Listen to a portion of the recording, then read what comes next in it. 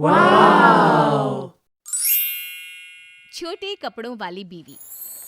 अजित एक छोटे कस्बे में रहने वाला सीधा साधा लड़का था। उसकी शादी दिल्ली की रहने वाली सौम्या के साथ हो गई।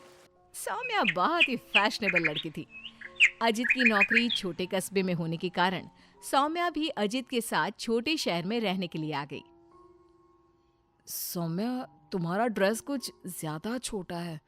इसे पहनकर यहाँ बाहर मत निकलना। अरे, तुम्हें पता नहीं, मैं दिल्ली की मॉडल लड़की हूँ और मैं तो हमेशा ऐसे ही कपड़े पहनती हूँ। तुम्हारी बात सही है सौम्या, लेकिन इस शहर के माहौल के हिसाब से कपड़े कुछ ज्यादा ही छोटे हैं। ओहो, मुझे नहीं पता था कि तुम्हें मेरे कपड़ों से इतनी प्रॉब्लम है। सौम्या, मुझे तुम्हारे कपड़ों से कोई परेशानी नहीं है, लेकिन अगर तुम ऐसे बाहर जाओगी तो लोग तुम्हें अजीब ढंग से देखेंगे। अच्छा ठीक है, अब तुम ऑफिस जाओ, तुम्हारा ऑफिस जाने का वक्त हो गया है। अजित को लगता है कि शायद सौम्या ने उसकी बात मान ली है। वो ऑफिस चला जाता है। थोड़ी देर बाद सौम्या अपना शॉर्ट ड्रेस पहनकर घर से बाहर सब्जी लेने के लिए जाती है। भैया, आधा किलो टमाटर देना।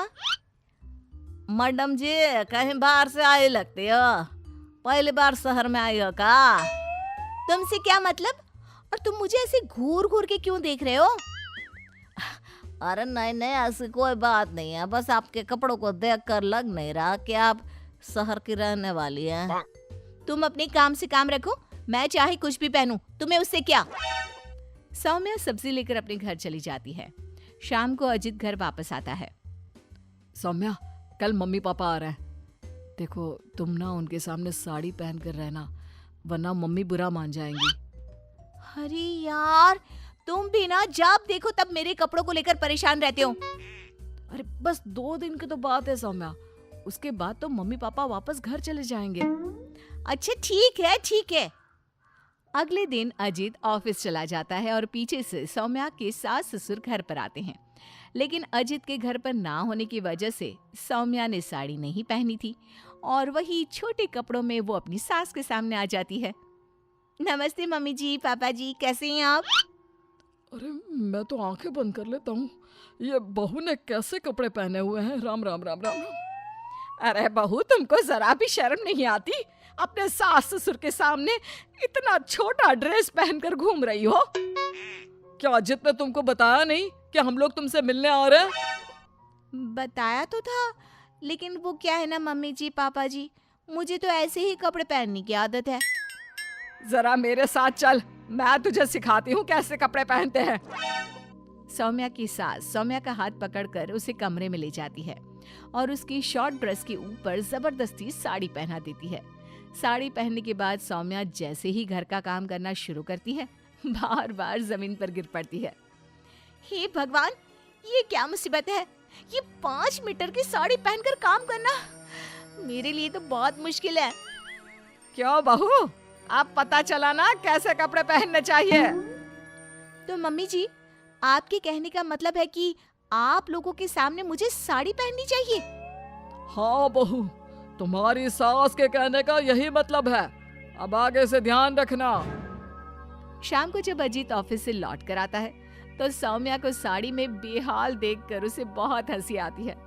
लेकिन अगली सुबह जब सौम्या सोकर उठती है तो उसके कपड़े देखकर अजीत और उसके माँ बाप का सर घूमने लगता है। अरे सौम्या, तुमने ये क्या पहना है? आपकी मम्मी ने साड़ी पहनने के लिए कहा था तो मैंने साड़ी पहन ली। लेकिन सौम्या, तुम्हारी साड़ी तो घुटनों तक ऊंची है, जैसे ये साड़ी ना हो कोई मिनी स्कर्ट हो। वो क्या है ना बेबी, तुम्हारी मम्मी ने मुझे सिर्फ साड़ी पहनने के लिए कहा था, उसकी लंबाई नहीं बताई थी। हे भगवान, ये कैसी बहू पल्ले पड़ी है? अरे ये क्या अजूबा बनकर घूम रही है? लगता है मुझे फिर से आंखें बंद करके ही रहना पड़ेगा। अरे पापा जी, आप एक बार आंखें बंद कर ही लीजिए, बार बार डायलॉग मारते रहते हैं। ये तुमने क्या हुलिया बना लिया है सौम्या? अजीत के मम्मी और पापा अपनी बहू की हरकतों से परेशान होकर वापस चले जाते हैं। अजीत सौम्या को समझाने की कोशिश करता है, लेकिन वो उसकी कोई बात नहीं सुनती।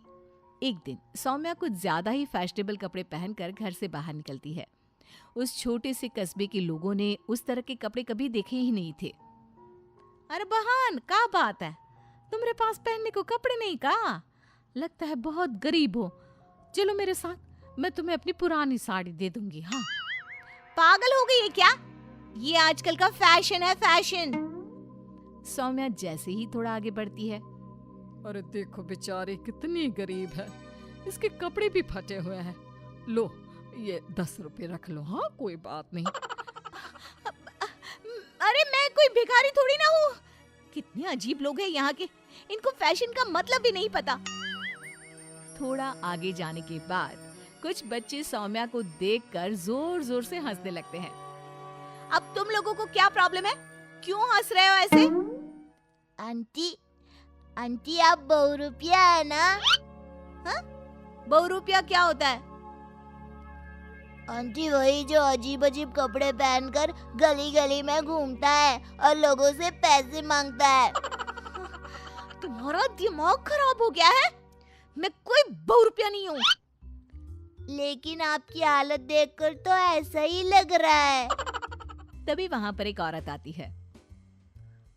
अरे बच्चों, ये तो कोई पागल औरत लगती है। देखो इसके कपड़े भी फटे हुए हैं। हे भगवान, मैं सच में पागल हो जाऊंगी। इस शहर के लोग बड़े अजीब हैं। मेरे फैशन को न जाने क्या समझ बैठे हैं। फिर सौम्या अपने घर लौट आती है और जोर जोर से रोने लगती है। सौम्या को इस तरह रोता देखकर अजित को कुछ समझ नहीं आता। अरे क्या हुआ सौम्या, तुम इतना क्यों रो रही हो? किसी ने कुछ कहा क्या? इस शहर के लोग पूरे पागल हैं। मेरे फैशन वाले कपड़ों को देखकर न जाने कैसी कैसी बातें करते हैं। तभी अजीत और सौम्या को घर के दरवाजे पर जोर जोर से खटखटाने की आवाज आती है। बाहर जाकर देखते हैं तो 2-3 औरतें वहां पर खड़ी हुई थी। कौन है आप लोग और क्या हुआ? अरे आपके घर में एक औरत रहती है ना, फटे हुए कपड़े पहनकर घूमती है। हम उसे ले जाने आए हैं। कहाँ ले जाने आए हैं? अरे पागल खाने या फिर महिला सुधार गृह में छोड़ देंगे। लेकिन क्यों? हम उस बेचारी की मदद करना चाहते हैं। उसके पास पहनने को कपड़े नहीं है ना। आप ऐसा नहीं कर सकते। लेकिन क्यों भाई साहब? क्योंकि वो कोई पागल औरत नहीं, मेरी छोटे कपड़ों वाली बीवी है और उसका दिमाग बिल्कुल ठीक है, बस कपड़े थोड़े कम है।